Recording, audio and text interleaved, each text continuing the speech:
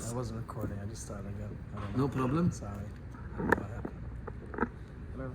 Good morning. Special thank you to Reb Zeitlin, Reb Nachman Fried, and all the Masadrim, Reb Chaim Kramer, my Rebbe, and Breslov Research Institute, and everyone else who's involved here. Thank you for the opportunity to learn together. We're in Tarach Haf Daled, Mitzvah Gedola Lisa B'Simcha, and we're diving into the B'Simcha Tamid part, because there's a huge requirement that he's saying to be in Simcha consistently is one type and constantly is the other. So because it tells us also to be misrachik from Marosh Chara Atzvos, and then we saw a little bit from Lekutei Tfilas last week that anything that we can find to keep us in that zone, we're calling it zone 3 of LM2, the world of liberation from negativity and the Marosh Chara, to be freed of anger. That's not simple. That frustration, actually believing people are hurting me, and it's not coming from a Kadosh Baruch Hu, it's tsar that people are giving me. And we've talked about a little bit about what happens if the worst tsar possible might arguably be when a child rebels against a person. How do I find the good in that? So we've quoted Reb Nachman, who says, "B'tzar hirchavtali," in the words of David HaMelech, in the tsar you have given me harchava, enough of an opening that I can escape from it. I can find harchava, I can find a way out. I can get out of zone 2 into zone 3. So we're digging deeply into all the things that we can imagine. Well, I'm not sure about all the things we can imagine, but a lot of the items that really are sabotaging the default that Rav Nachman is telling us. The default is B'Simcha Tamid. And then I've got to work on pushing away all the stuff that keeps pulling me back into zone 2, into anger, into frustration, into accusing, into blaming, into comparing, into denying, into giving excuses, or everything that I do to avoid the simple emes. Hashem is good, always was good, always is good, always will be good. And in the denial of that, that's where the Marosh Chara has an opening. So this is what we're focusing on, lots of different ways to get out of zone 2 and stay in zone 3.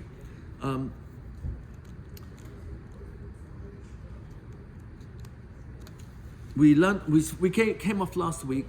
We were quoting Reb Zeitlin showed me inside 2 places, the Medrash Rabbah in Perek Lamed Aleph, I think it was, or Lamed Vav, that you showed me where in Shmois, where the Jewish people are compared to a Zayas.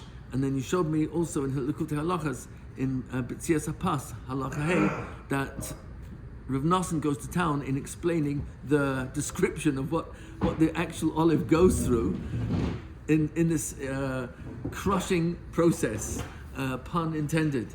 So when a person is squeezed in the nimshal, whatever's inside us is what will come out. So if we're struggling with simcha, you'll see a struggle.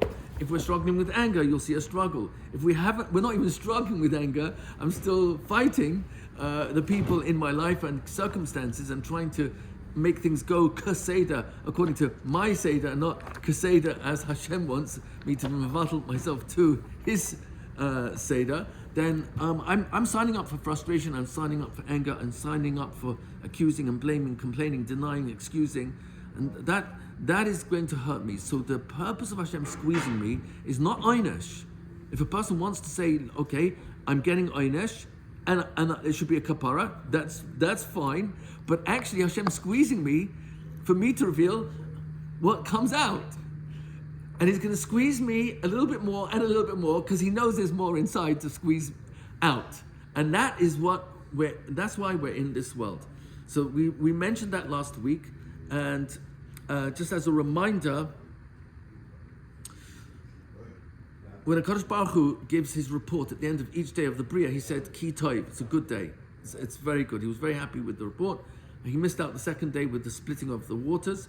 Anything that's supposed to be together and it's split, it's not good, but so He made shalom, and the third day He said it twice. He made up for it. But at the end of 6 days, HaKadosh Baruch Hu goes out of His way, and He doesn't say Ki Tov, He says Tov Ma'od. Vayar Hashem et kol asher asa v'hinei. Hinei, we learned, is a special language. Pay extra attention. Tov Ma'od. It's exceedingly good. One of the pshatim in Ma'od, what could be better than God's good? I mean, it's already good because Hashem said so. So what could be added when Hashem says Ma'od. So Chazal tell us, a short list, also from the Medrash Rabbah in Parshas Bereishis, that one of them is Yisurin. Yisurin is extremely good. And therefore, in Hashem's reality, which is what Rav Nachman is trying to give us a glimpse of, in Hashem's reality, because Yisurin is very good, when I'm by it, Yisurin, I actually kick it. I don't want it. I'm done with it. I try to divorce myself from the Yisurin. I try to reject the Yisurin. So Hashem is forced that if I don't learn a lesson, He won't give up on me. He'll send me Yisurin again, maybe from a different person or a different circumstance, to give me a chance to prove that when I'm squeezed, I can squeeze something else out of me other than complaining or being angry or frustrated or natira has v'shalom, which is remembering other people's mistakes and start blaming. So what we're focusing on here is how do we get out of zone 2, which is where I'm angry, upset, and I'm not seeing the good, and get into harchavtali. You have made room for me to escape from the mindset of life is tough, life is hard, and I've got lots of gripes and a lot of complaints against family, immediate family, extended family, etc. So I just going to quickly quote Chaim Ran in Shin Samach Beis, Ha'ikahu hamusa v'hanhagus ha'etzes toivus hayotzim hem. He's describing the greatness of Rav Nachman's Torahs, and he concludes there, but the main thing is what you can take, practically speaking, from these Torahs that actually are Eitzes Tovos and Hanhagas Tovos. Hanhagas Tovos we can translate as behaviors that are good for us and everyone else. And Eitzes Tovos, we've talked about the word Eitz many, many times. It's referring to something that actually has tremendous potential to grow in many directions to help us. That's what a good Eitzah is. So, we did say last week, and I'm just going to close on this as the summary, is in Kuf Ayin, we talked about the reason why, Rav Nachman says, why the word surah and sar share the same root. Surah means the shape. When you mitzvah something from, let's say, a piece of clay, and you make it into a particular tzura. And sar means sorrow. That's where the English word, I believe, comes from. It means suffering. So why do they share the same shoresh? So this is a rule always in Lashon HaKodesh, that whenever one shoresh has multiple meanings, it's not separate definitions. You are looking at different ingredients of the same recipe. And therefore the purpose of the Yisurin, Tsaros, is to shape me from the inside out. And that's where he talks about in Kuf Ayin, that actually we shine when we are shaped. And it's that's the of the neshama that is revealed when the body is crushed, or has v'shalom, we go through our tsaras and yisurin. It's not meant for oynesh. If a person has kavana that the oynesh is a kapara, he can get kapara for it. But if a person wants to shoot for zone 3, which is freedom, liberation, I'm living with Hashem, His spoidus, all that's zone 3. Simcha is what we're really focusing on. That's all zone 3. To shoot for that, that means I'm going to have a different attitude towards Yisurin. This is not about you against me, Hashem. This is about you shaping me. You're inviting me to shape myself. So in Torah Chaf Beis, you've got Likutei Moharan in front of you, in Ois Hey, in the first chelik of Likutei Moharan, that's Torah number 22, paragraph 5. He says something similar, and this is a cross-reference that I saw in Reb Chaim Kramer's Perush, in the English, on the Torah that we're learning. So in Chaf Beis, Ois Hey. Page Lamed Beis, for those that are looking. Oh, thank you.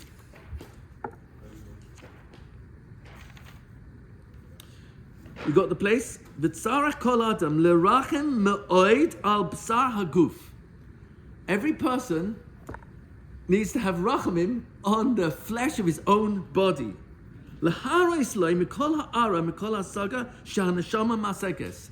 to show the body, we'll talk about what that means in a few moments, to show the body everything your neshama, which is your seichel, Rav Nachman brings it a few times, that your mind, seichel is a special word that refers to shikul, because it comes from the same root. Kuf and kaf are interchangeable. So when you're weighing things up, that's why a Pesius, Xil, hasn't got the dust to weigh things up, so we can't look at context and can't easily see the repercussions of my behavior or what I might say or do. So that's why it's considered a ksil. But it doesn't mean he has to stay a ksil. He can unksil himself.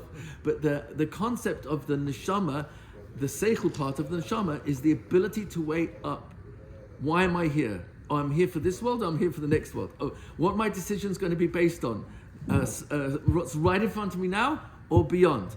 Ezu hacham haroes hanoilad. You can see it coming, even though the baby is already in the womb. It's not out yet, but you know that there's going to be a birth. So I can see the repercussions. If I'm going to behave this way with my spouse and put her down and be angry easily or frustrated easily, it's only a matter of time before she rejects me. And I shouldn't be surprised if, has v'shalom, there's a sense of, I don't want to be in this relationship anymore. Well, I'm choosing the repercussions, I'm choosing the consequences of my behavior. So it comes along Rav Nachman basically and shares that the neshama knows everything. The neshama is completely in zone 3 all the time.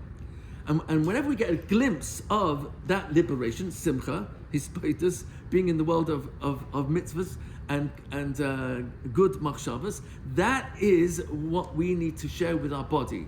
I'll explain what that might mean in a few moments. But right now, Rav Nachman is telling us that whatever your masig over here, your seichel, your neshama, share it with your body.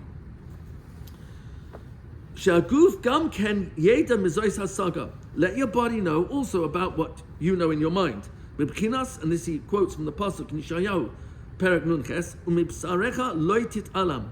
From your flesh, do not pretend that it doesn't exist. Lo tit'alam is an expression of it's there, but you're pretending it's not there. That's by Hashavas Aveda that lashon is used. Mibsarecha daika. So Rav Nachman is playing on the word mibsarecha. So Chazal learn out mibsarecha tit'alam. Don't pretend this relative doesn't exist when they need your tzedakah or your support. So he's playing on the word bsarecha, not only a relative, but your your actual physical body. Mibsarecha daika, literally your flesh. Don't avoid the opportunity for your eyes to have rachamim on your own flesh. You're literally yours. See to it to purify your body. So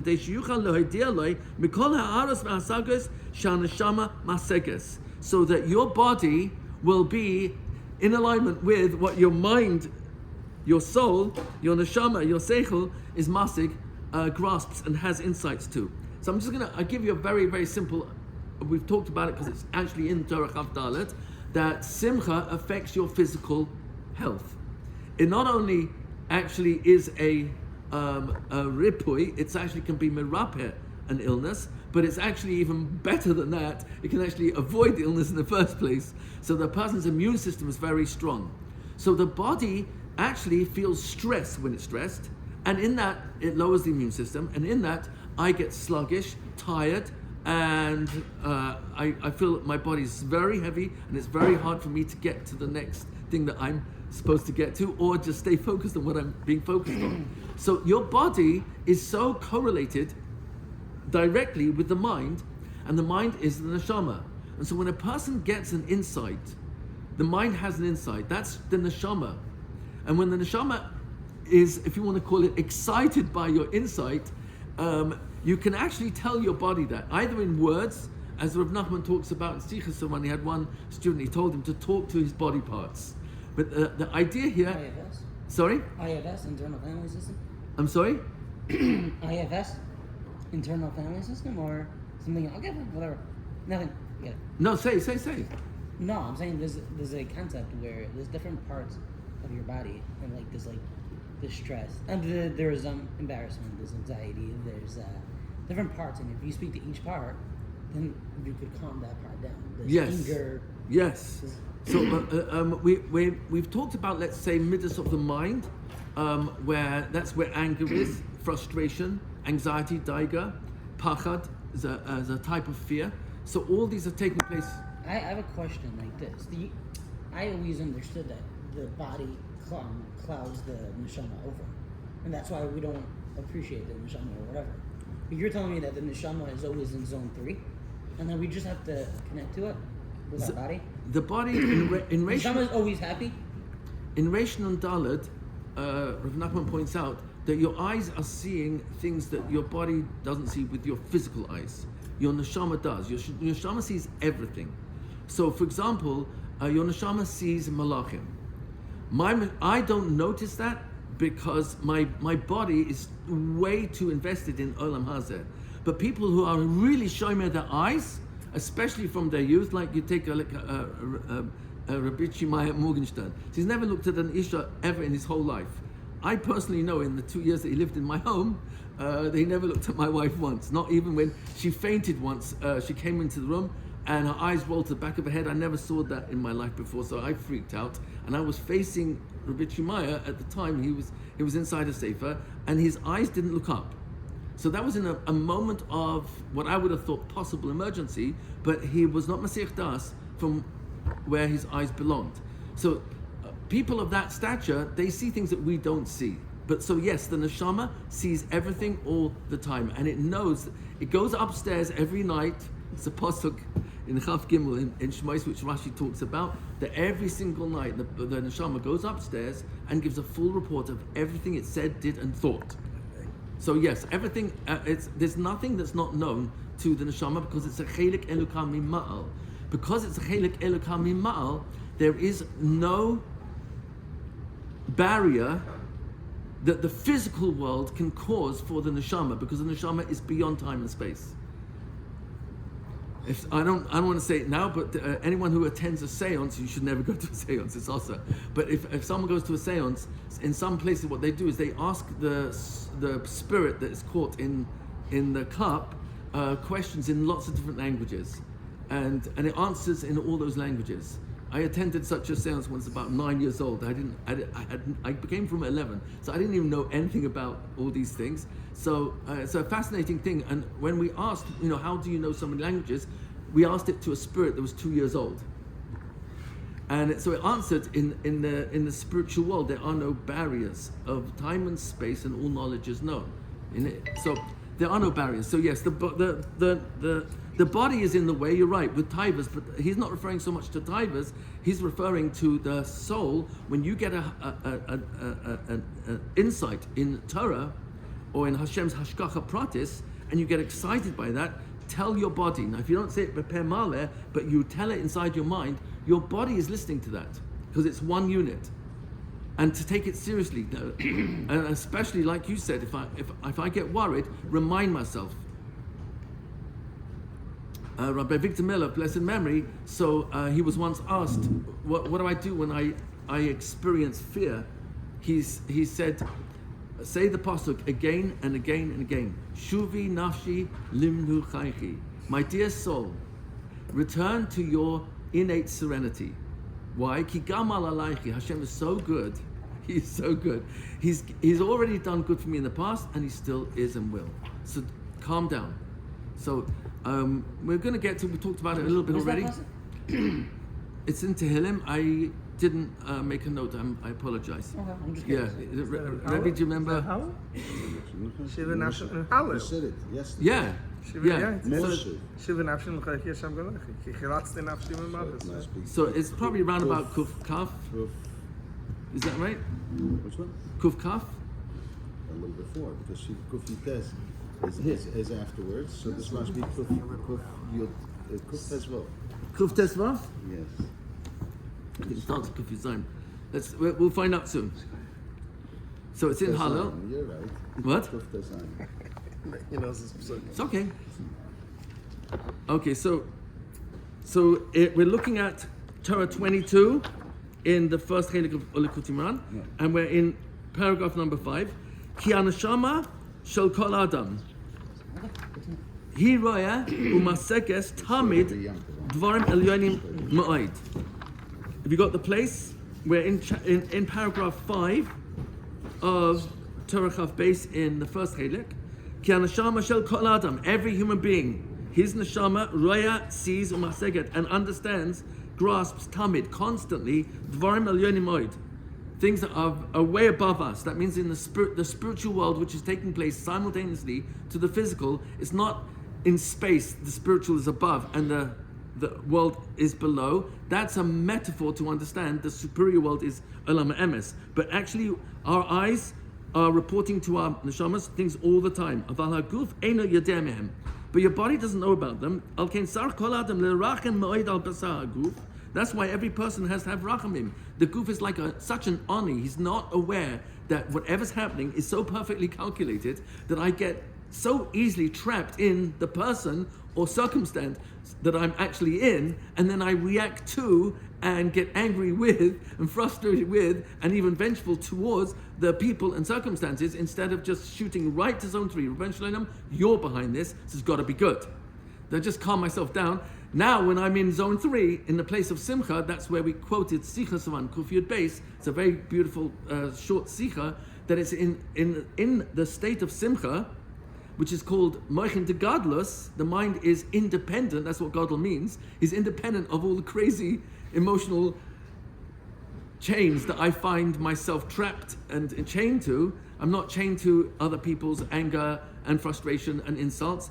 Oh, so it's in Moichin de Gadlus and in Simcha that you can go into zone 2 and have regret and look at it as an outsider, not a insider. You don't live in zone 2, you're just visiting as a tourist. As a tourist, you're not sucked into the politics and the madness of zone 2 because you're in zone 3. So he's telling you, be merachim on your poor goof that doesn't know all this is happening. It's really Hashem's perfect hashgacha.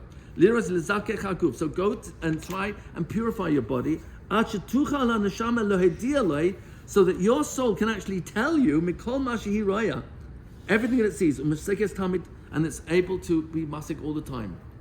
The Marasha of blessed memory, he was a phenomenal tzaddik Talmud Chacham. Don't need any introduction, but of the many stories that I've told of him, and Rav Nachman himself on one particular trip, he paid, was it 3 golden coins? One for each story that he had to pay a gold coin for to access the Sipurei Maisius of the Marashah, which were written in the shul. So he took back 3. I don't remember if this was one of them. I don't think so. So the Marashah, there was one person who came to him asking to give him a bracha for children. The man was a big asher, and the Marashah said that I can't help you. So he pushed and pushed. Finally, he said, the only way I can help you is you have to agree to the following tanaim. Number 1, you will lose all your ashiras. He said, I must him. He said, 1 second, let me finish. Number 2, you will die before your wife gives birth. He said, I must him. He said, number 3, your wife will die in childbirth. He said, he's muskim. He said, that one you can't be muskim to. You've got to check with your wife first. So, I'm not saying it's exactly those words, but that was the response. So he came back and said, my wife is muskim 100%. So then he said, I think the story was he wanted a son that would be as great as the Marashah. But he didn't have any children at all. So Marashah told him, if you're willing to follow these 3 tonight, you're going to lose all your wealth, you're going to die before the child's born, your wife's going to die in childbirth, then I will adopt the child and raise the child. And kachaya. And when the Marashah passed away, he wrote in his Savar that this child should take over the Rabbanus. In Lublin. Sorry? Lublin. Was it Lublin? Sure. Yeah? I don't remember. I think so. Yep. Not sure. I'm concerned on your. No, I'm not. Yeah, no, I just don't remember. I remember there was a place, I don't remember where it was. So the congregation were not that happy because even though this boy was a big masmid and he could paskin, etc., he didn't seem so Me'urav Mabrius because every single funeral he refused to go. And some of the funerals were people in the Kehillah who were. I mentioned that. So on one occasion, a whole delegation came to him and said, "We like you, we love you, but it's not right that you don't turn up to funerals of anyone in the Kehillah." So he said, "I'm asking, I'll come to the next one." So it happened to be, I don't know if it was the president or someone Hoshev in the shul passed away. The Marashah, he had told him in advance to call him because he was sitting learning all day and night, and he came out. And then he asked them to stop the funeral. So they laid the coffin on the ground. And then he went like this in front of all the crowd. and all the eyes were opened, so they could see all the malachim that had dragged the body, so to speak, out of the coffin, and they were whipping it with fiery whips and who knows what. And the man was screaming and screaming, asking for mercy, and they were saying, "Give us mazain." I'm not going into the details because it's in Kuf Mem Aleph, I think, talks about when a person leaves this world, if they haven't in Chelik Aleph, if he hasn't done teshuva on Motzi Zera Vatala, so the souls that were created from the Zera, from those seeds, they will take revenge against that person when he dies, asking, okay, so now you got to pay us back. So the people were so machfach, they were just trembling with absolute fear. So then he passed his arm back across so they didn't see it anymore, and he said, "You want me to attend the funerals of these people? Leave me alone." And he goes back into shul, continues learning. So from this moment, they realized, he's a Baal Mofet like their Rebbe, the Maharsha himself, of blessed memory, so they left him alone. But the point I'm bringing out is that I see things all the time. Who sees those things that's in the spiritual worlds? Tzaddikim, who have been shomer on their eyes, they are able to access that. And therefore they can tell us, when we go to a tzaddik emes, they can tell us what. They're not going to tell us what they see, but they can tell us things that are from that spiritual world. And with a Emunah Shalema, we can be soymach that it will come out good if we follow their advice. So that's so the point of sharing that was that we can remind, when your mind is talking, people say my thoughts, my mind. That means there's a my, and the thoughts and the mind is separate. Do you follow? So I'm saying my body. Who's the my? Okay, my mind. Okay, my mind. So who's the my of my mind? The answer is very, very simple. It's ridiculously simple. The neshama is the real me. Rav Nachman brings that elsewhere. I don't remember where. The real etzem of a person, the real essence of a person, is his neshama, is his seichel. So when you're saying my thoughts, there's a you, that's your neshama, listening to what you're saying inside your mind. And by paying attention to that, that's where a person has the chance of realizing, when I have a fear or anxiety or a pachad for the future, or what's going to happen with the divorce of this neighbor of mine that I've been so metapel with, or has v'shalom, one's own child, or a terrible machla, or huge financial loss that puts a person from being extremely wealthy into hundreds of millions of dollars of debt, a person can say to his body, it's okay, Hashem's running a show, you do not need to worry.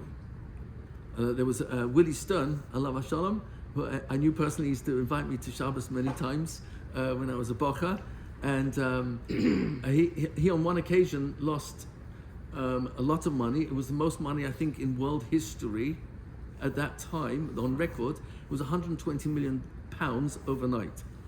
And I remember the next morning, after it hit the news the night before, he came to Reb Chuna's shul and he davened with the same mislavas. It was exact. And I asked his son Moshe, it's just numbers, it's just money. This world is 100% sheker. It's 100% fake.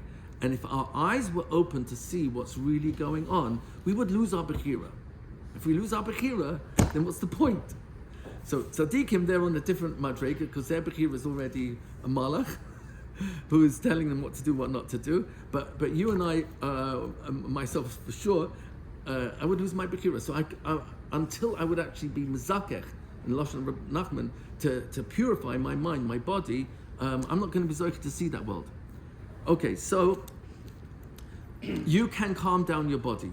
You can say Hashem is only good and will be good, was good, and all the time. So therefore, and remind myself as many times as it takes until when I do react with the next thought is, it's going to be fine, and then you calm down. So the body needs that. We talked about this already a few times, that every single cell in your body listens to what you say inside your mind.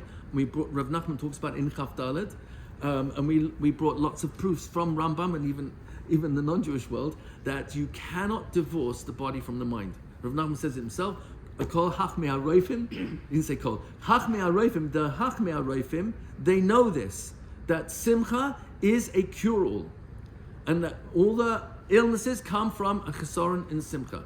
So this is exactly what we're saying over here.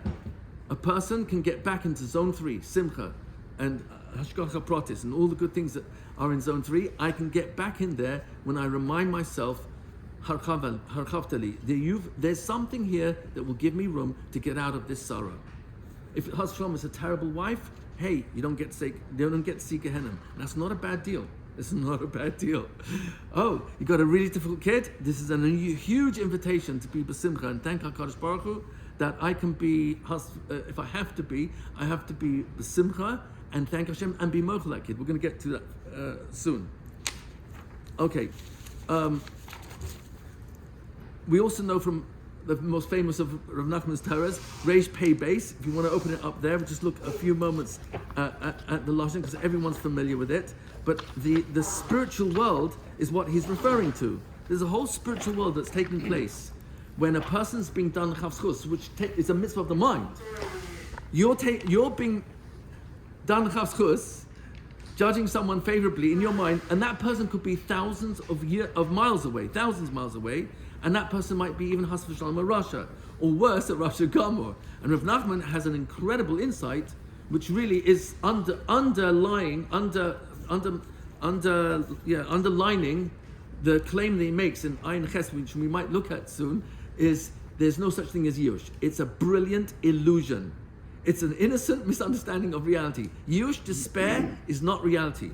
And really, this Torah speaks to that. Why? Because if a person can be done chavschus on a Rasha that could cause the Rasha, or even a Rasha Gomer, to go from being in the side of Chayiv into the side of Schus, and you can do that with your mind, that means there's no Yush. Because there's a spiritual world that takes place in how your mind works and affects someone across the oceans. A Makubal recently told me that Rabbi Yehuda Fatya, he was a huge Makubal. Rafatya, who was from amongst the Sfardim, from Iraq. I think he was the Rebbe of the Kaf HaChaim, but he's quoted all over the place in the Sfardish Sfarim. So Rafatya, not dissimilar to what Rav Nachman was talking about, but really went to an extreme where he was trying to pull Yoshke out of Gehenna. He was not Matzliach. But I'm surprised at the Havamina. I'm shocked at the Havamina. But it's quite an amazing thought, just the thought alone, that someone who was such an incredible Rosh Gomor, that Chazal told us that he's bathing in slightly heated up tzaya consistently, day and night, 24/7, 365, ad sofet koladeres. So he should be zoicha to a tikkun. So just the Havamin alone. So I never saw that inside, but I heard from extremely reliable source, because he heard it from Rabbi Tushman. So Rabbi Tushman's the real deal. So Reish Pei Beis, let's look very briefly, because it's talking to what we're talking about. Da. I was told by Rabbi Rosenfeld, that whenever the Torah begins da, it means that Rav Nachman's taking this Torah from LM2, which would arguably be the highest place a human being can grab Hashem's Torahs. So da, and it would fit here because this is a huge chiddush. It's even though you can touch it in the words of B'tzedek Tishboit Amitecha, and the way Chazal unpack that word, which they say Havidan et Kol Hadam Lechavskos. So Kol means everybody. So that fits very nicely in, including me. But Kol is telling me everybody without exception. That would mean even a Rosh Gomor. So da kitzarch ladun et Kol Adam Lechavskos. Every human being. V'afilu mishu Rosh Gomor. That's a huge kiddush. Tzarch lachapes. You have to search the limtzoi and find. Very interesting language.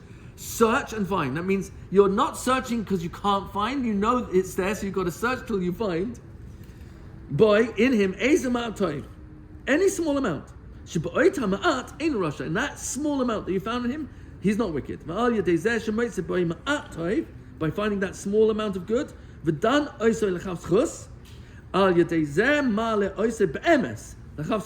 You actually, in reality, that means in the world, in the real world, that's Olam HaEmes, but in absolute reality, in Hashem's dictionary, you actually transfer him from Chav Chayiv to Chav Schus.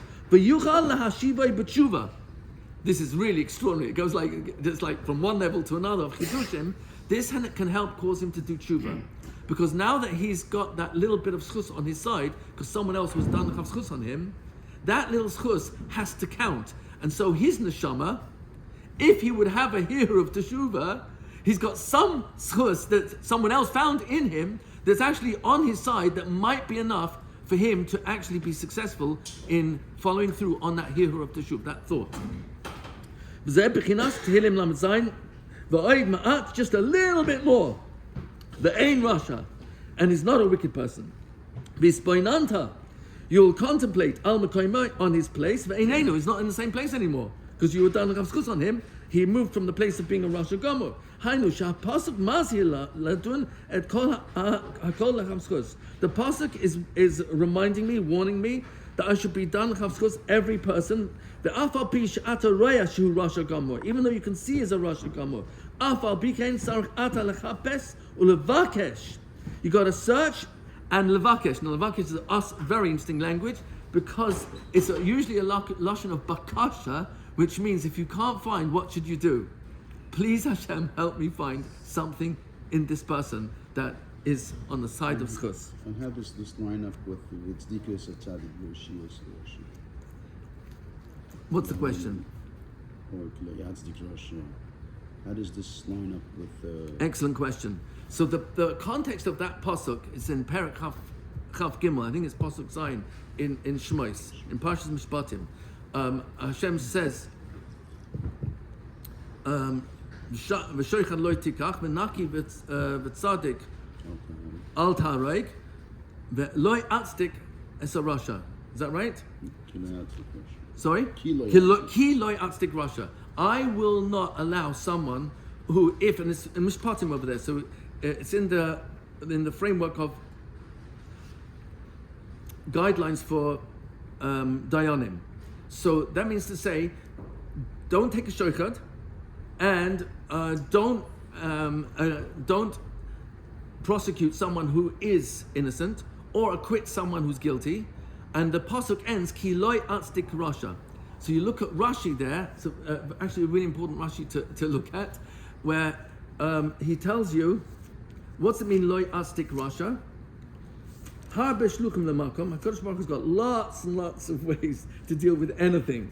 So there's no limitations on Hashem's, what do you call it, powers. Loy atzdik Rasha. Mitzvah shekatircha v'naki v'tzadik al ta'areg ki loy atzdik Rasha. So says Rashi, Minayin lo yetzim based in chayev v'ama echad yesh li. No, that's something else. V'afal pi she'ein tzadik sheloy nistadik beveistin mikol makom naki hu mitin misa shehari yesh lecha. One second, I'm sorry. Ki loy atzdik Rasha ki ein alecha lahachzirai. Don't send him back, even though you know he's a Rasha. Don't send him back to court. Ki ani lo yati tekenu b'dinoi. I will not let him get away with being a tzaddik in his din, even though the judges couldn't see it or deliberately let him off. Or they were bribed, or whatever their reason, or the guy did them a favor one day, whatever it was, whatever reason it is. Don't worry. You know why you don't have to keep sending him back to court? Ki lo atzdik Rasha. I will never let him get away with it. What's that mean? Ki ani lo yatztikenu b'dinoi im yatsa miyadecha zakai. If he comes out zakai, yesh li shluchim harbel hamisai b'misa shnitchayev ba. If he's chayev misa, don't worry, I'll make sure it's a car accident, falls off a cliff, falls down the stairs, whatever it would be. There'll be equivalent to skila, or has Hashem dies in a fire, whatever it would be. So it's clear that there is a person who is getting away in this world with rishus, but HaKadosh Baruch Hu will make sure that he pays the price if he's zoicha in his lifetime. He'll get the chi of misa in his lifetime.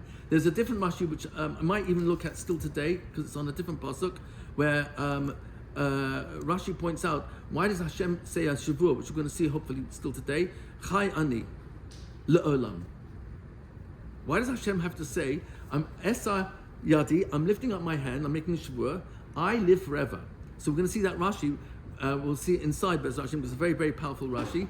I lift up my hand and I swear that I live forever, meaning if a Rasha gets away with Rishus in this world, don't worry, I'll take care of him. And if I don't take care of him in his lifetime, it doesn't bother me. You know why? Because I promise you, I live forever.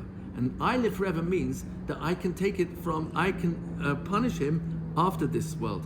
And that's much worse, because if he leaves this world not doing teshuvah, it's much, much worse. So in answering your question, in dinei mishpatim of a judge, if the person's still a Rasha in his lifetime and doesn't do teshuvah, and he even bribes or even he didn't bribe, but the Dayanim mistakenly let him off, Hashem says you never have to worry. You don't have to. If you want, you can go and hire the Mossad and chase all the Eichmanns and everyone else. You can if you want. It's not a bad idea. But don't worry. There is no injustice in this world. It's impossible. It's impossible that there'll be no Tamim, Tzadik Hashem, Tamim V'Yasha. It's impossible. There's an injustice in the world. From a human perspective, it looks that way. But Hashem says, I'll take care of it. So I think these two concepts are not mutually exclusive. I think Reish Pei Beis, correct me if I'm wrong, we're not whitewashing the Rishus. Yes. The Rishus stays in its place and has to be dealt with. Yes. Our task in Reish Pei Beis is to find an area where in that Nakuda he's a tzaddik. Yes. So you could still be Vitzdikas, a tzaddik, V'shir Sarasha. Yeah. This doesn't whitewash all the Rishus. You just have to search and find the Nakuda tzaddik. Where the Rebbe says, in that Nakuda, he's Taka Tzaddik. So I think what you're saying is if all the Dayanim on Beis Din would be Breslov Hasidim, and this Rasha is caught on a horrible crime where he has to get Chayav Misa, they're not going to apply Reish Pei Beis. They're going to apply the halacha according to the crime he did with the kosher witnesses and the hasra, the appropriate warning in the appropriate time frame, and then he can get Chayav Misa. So and that's even if all the witnesses are also Breslov Hasidim. So that's what you mean. It's not mutually exclusive. Right. This isn't a void of finding an area when that area he's not a Rasha. Right. Where he's a Rasha, he has to do tshuva. He has to deal with that at some point. We're not talking about Beis Din. His punishment. Get it. Whatever. Yeah. He has to work that out with the Rebbeinu Shalom. But Yes. there's an area where he's a tzaddik, and that's where he's pure. So the chidush, there's a few chidushim here. One is to be done chavschus on a Rasha. 2, a Rasha Gomer. And 3, you can actually cause him to do teshuvah. V'yuchal hashivai b'tshuva. You, because of what you did between lachavschus, you are able that you will cause him to do teshuvah. V'zeh b'chinas v'oidmat ve'in Rasha v'yispoinat al mekomah ve'inenu. Hainu sha'apasuk masi, we did that. Sorry. V'afal pi she'ata roya shu Rasha Gomer. Even though you see as a Rasha Gomer, afal pi ken sarach ata lechapes ulevakesh. That was the word we were on last. Sorry. To search and to request. Who do you do the requesting from?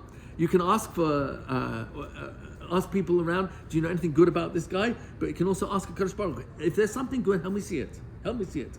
Limsoy boy ma'at tov shesham eino Rasha, v'zeu oid ma'at ve'eino Rasha. Shetzarach ata levakesh boy ma'od ma'at tov shesh boy adayin shesham eino Rasha. I'm going to get to the line I want to get to in a few moments. Afal pishu Rasha ech efshar. How is it possible, even though he's a Rasha, she'ein boy ma'at tov adayin, that there's nothing still in him that is possibly good? His whole life he never did anything good. That was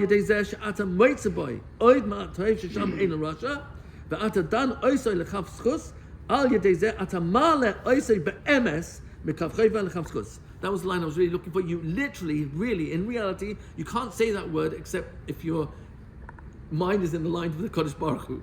You can't, because only Hashem knows the MS, and the Torah is MS. So to say this, Ma'ale Oisei be'emes, Mikav Choy v'lechav, Rav Nachman is saying that in the world of reality, you have actually put something on the scale of schus for this Rasha, that when he tries to do tshuva, you're actually helping him.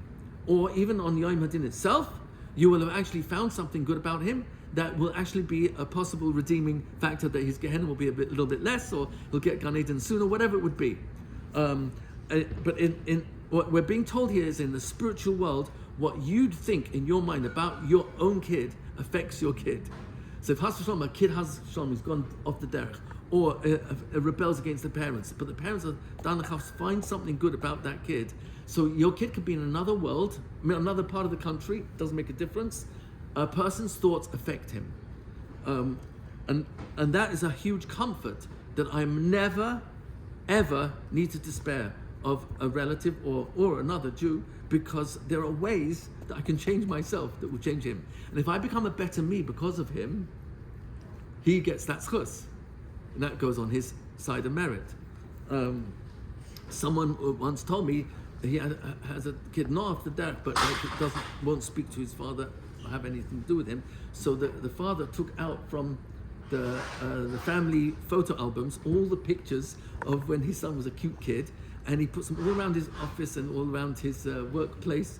I saw it with my own eyes. In order that wherever he goes, he should constantly remember and have a thought, please Hashem, help him.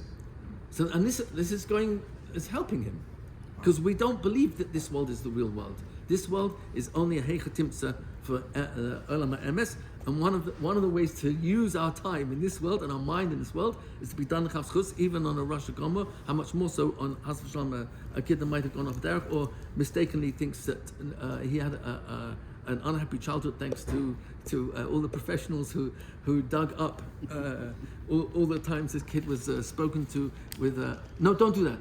Oh, I'm so traumatized. And before you know it, you got a serious proportion of Klal Yisrael in the grips of all these wonderful healers.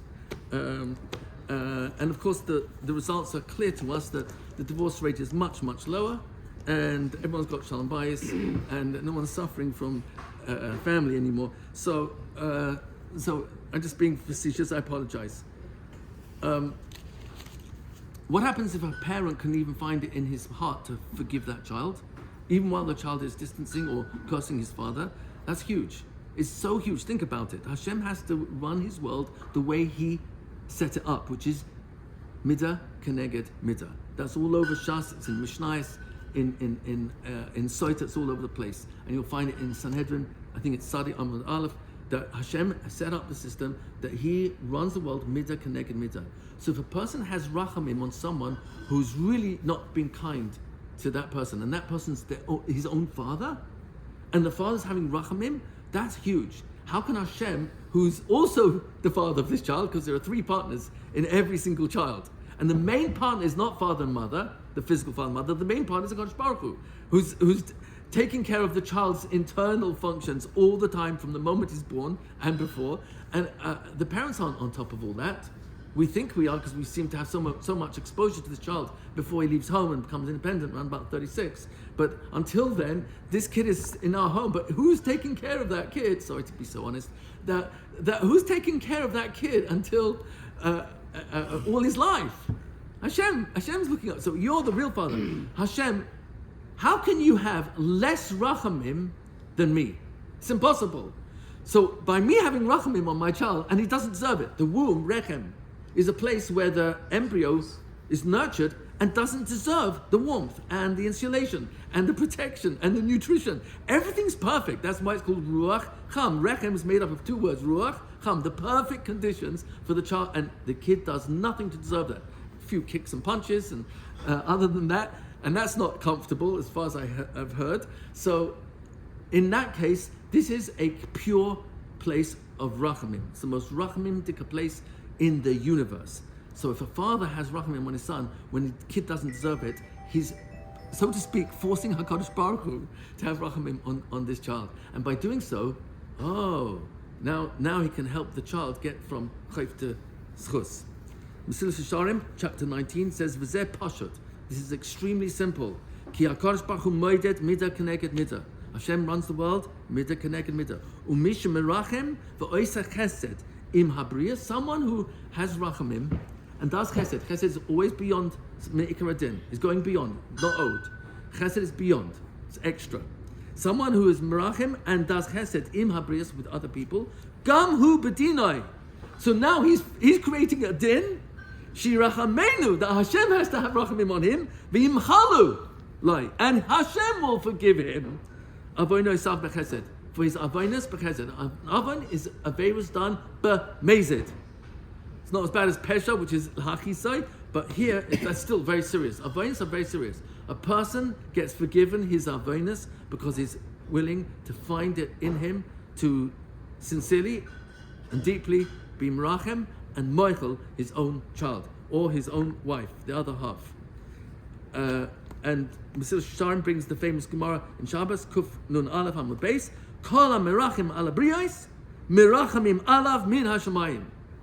So when a person's merachim on others, he is forcing midah connected midah, the in Shemayim, they, meaning all the malachim we create from our thoughts and words that we beg Hashem in His prayers, please Hashem, bring this kid back, help this kid to have clarity. Chazal, last Mishnah in Sota, quoting Micha, Parak Gimel, that Oive Ish Anshe Beisai, that before Mashiach comes, the enemies of a person will be the members of their own household. And that's extremely painful. Al mi lanu hilishayin. Oh, but if we go to zone 3, who's doing all this? Hashem. Why is He doing it? To squeeze me to see what will come out. And when He squeezes me, if I come out with anger, frustration, why me? Rebbeinu Shalom, I gave so much tzedakah. I tried my best with this kid. What do you want from me? Hashem says, okay, it's not working so far. I'll squeeze you a little bit more. So I'll give you a rest, and then I'm going to come back and squeeze you again. So Hashem will give me as many chances until I squeeze out. And then, once I'm merachim alav min hashamayim, all the diburim and all the thoughts and all the connections we try to make to help this kid, because they won't listen to me, the kid's cut off. Oh, so let's talk to that Rebbe, let's talk to that person. Maybe the sister-in-law, or maybe this sister or brother, he's still got rapport. And the father spending money to help get others to work with this child. All that is merachamim alav min hashamayim. Hashem will bring it back down, and I'm going to be the recipient of Hashem's rachamim. So there's no losing out here. Mesilas Yesharim quotes David HaMelech, who was a master of this midah. What was the midah? That no matter what people did against him, there were exceptions. Shimri ben Gera, he didn't respond to his cursing, but he was mitzaveh his son Shlomo HaMelech to find an excuse to knock off Shimri ben Gera, but that wasn't nekama. It was in order that Shimri ben Gera shouldn't go to Gehenna without having got some sort of kapara while he was in this world. So it was actually pure tova. So the Mesilas Yesharim brings that David HaMelech excelled in this midah of forgiveness and showing rachamim even to his enemies, and he actually looked for opportunities to help them afterwards. And the lashon he quotes is from Perek Zayin Pasuk Hey, Gamalti Sholmei Ra.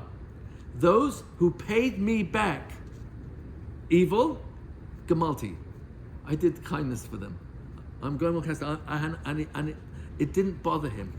He was in zone 3. Once quoted, the Medrash tells us, as from Ma'am Loez, I don't know where the Medrash is in the Medrash, but Ma'am Loez quotes it, that when he was a young boy, and his father and brothers threw him into the pasture to watch over the sheep. So they assumed that since he was so young, he'd get devoured by the wolves and bears and lions out in the wilderness. But unbeknownst to them, this was not a simple kid. It was a perfect child. It was a beautiful, beautiful, special child. He was born Bekashus 100%.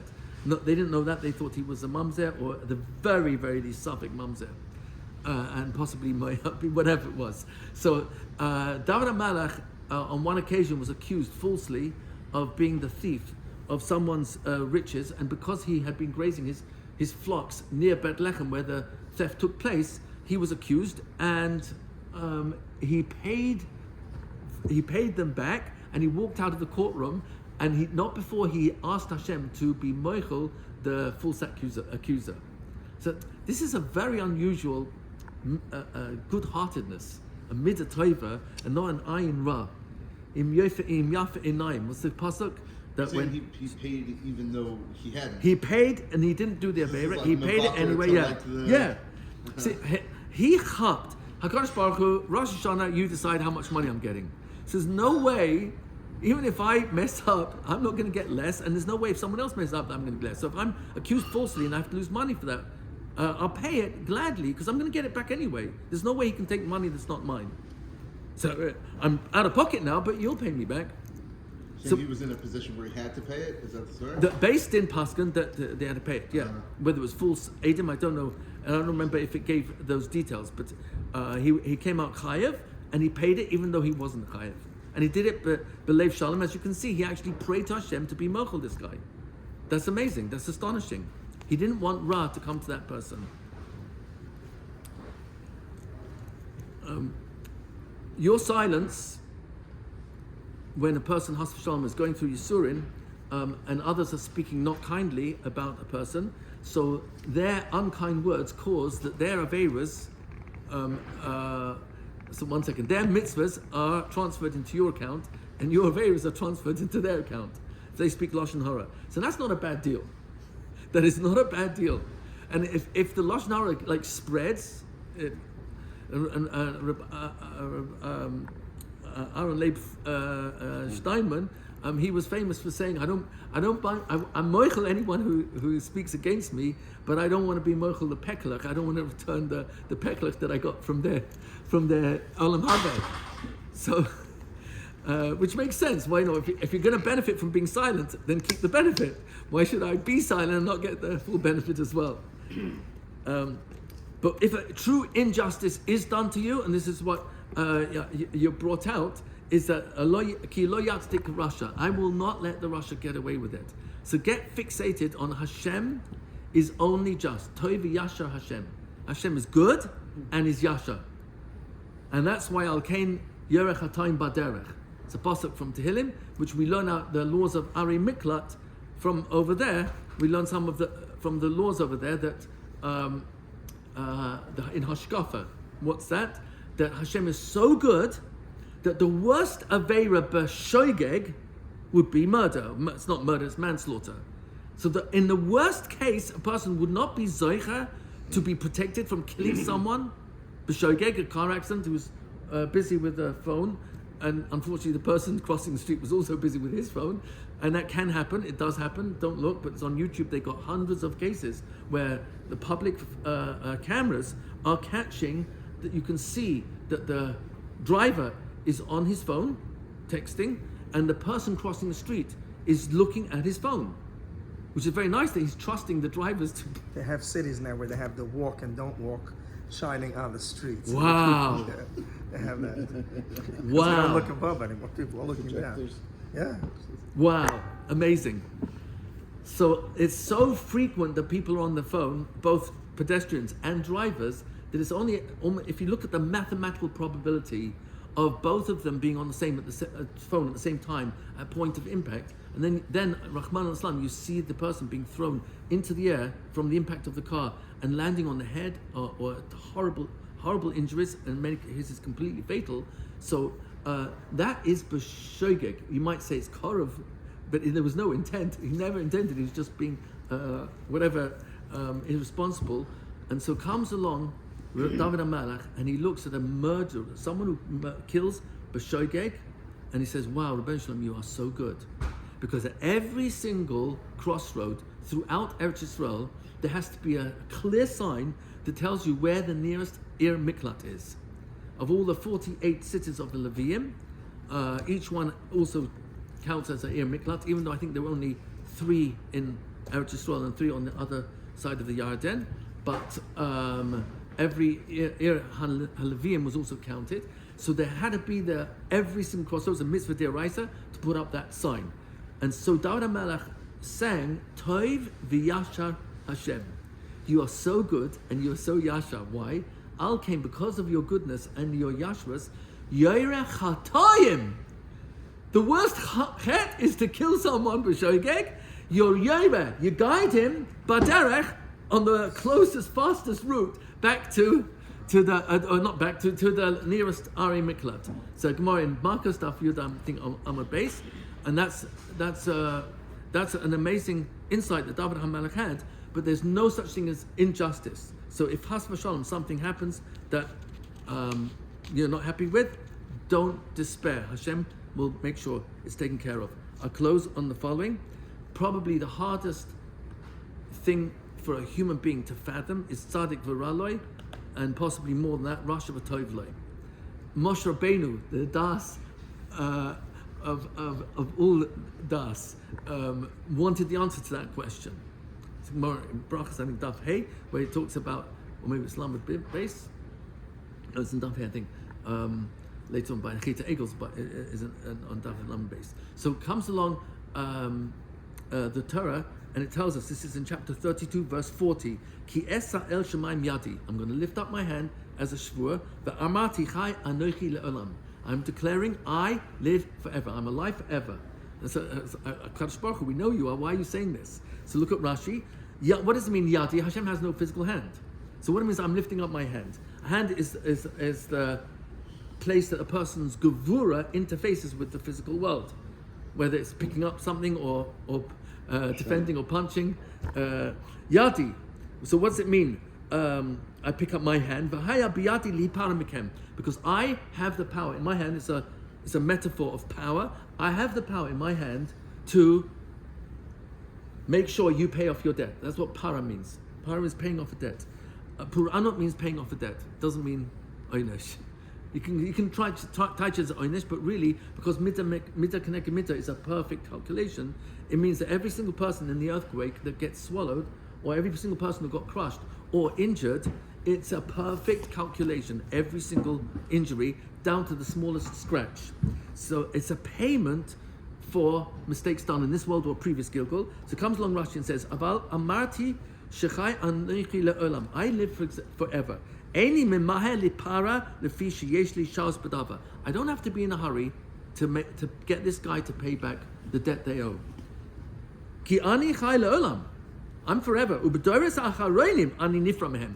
In the later generations, coming soon, I will extract payment from them. V'yacholes biyadi. I have the power in my hand. Lipara min hamesim u'min hakayim. I can force the payment during their life or even after they died. Melech basav adam shu haylech lamus. A king who goes to die and is on his deathbed. Mimaher nikmasoi lipara b'chayav. He is desperate in his lifetime, doesn't know how much longer he's got. He's on his deathbed.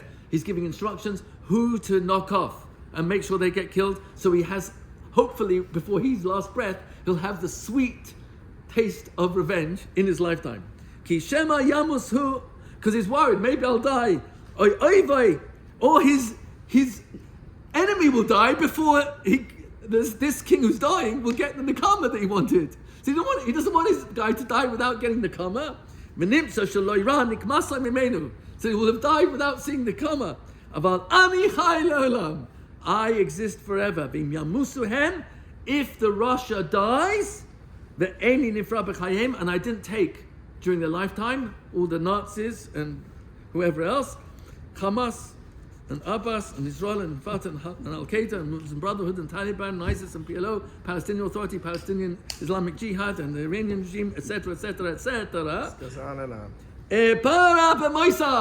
I'll get them to pay off in their death. Oh, so after the neshama leaves this world, bad news. Don't want to see it. And he's quoting the Sifri, Shin Lamed. There's no injustice, and so there's no reason for a person to get bent out of shape for any reason. I close, I truly mean it. There's an amazing line, I didn't bring it, but it's in Shar Hadaiga of Orchat Tzadikim, and he claims there, I never met a Hacham in my lifetime who ever had even a shemetz, even a hint, a reach of Daiga. So that's what Rav Nachman, I think, is asking us to shoot for. If it's going to be Besimcha Tamid, so then even if I get dragged for a moment or more than a moment into zone 2, as soon as I know I'm in zone 2, I've got strategies to get me out of there. I do not belong in zone 2, I belong in zone 3. Any questions? Comments? Criticism? Shkaya.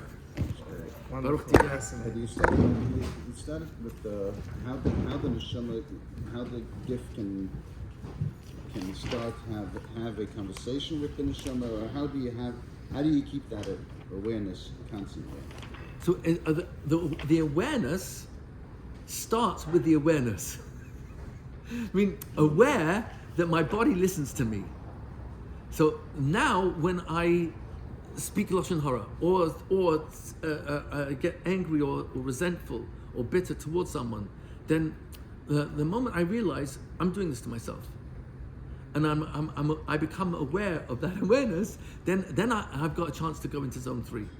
But until I'm aware of that, it's so interesting. We actually have a mitzvah deraisa to be aware of our thoughts. It's a mitzvah deraisa, lo taturu acharei levavchem. If you think about it, it's a pashup shut. It's not a drush. The pasuk says, "Uriisem oisai."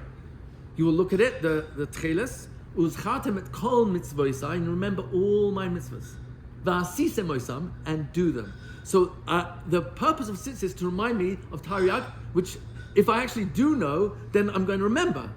And now that I've got a mitzvah to remember all Tariag, now Hashem can tell me, oh, you learned Tariag? Now I can tell you which mitzvahs of the mind you should stay away from. All the mitzvahs of zone 2, v'lo taturu, same pasuk. There's no new pasuk, it's the same pasuk. V'lo taturu acharei levavchem v'acharei einechem. Don't trust your thoughts or your eyes. Learn enough Torah that you look at the world through my eyes and you fill your mind with my thoughts, my thoughts, emunah, zone 3. My thoughts, b'tochen. My thoughts, Hashem, ki lo yatzdik rasha. There's no injustice. Surah Tamim Poi Aloi. Everything he does is pure, perfect. Poalim, Tamim means without any blemish. You can look on every side of the diamond, it's perfect.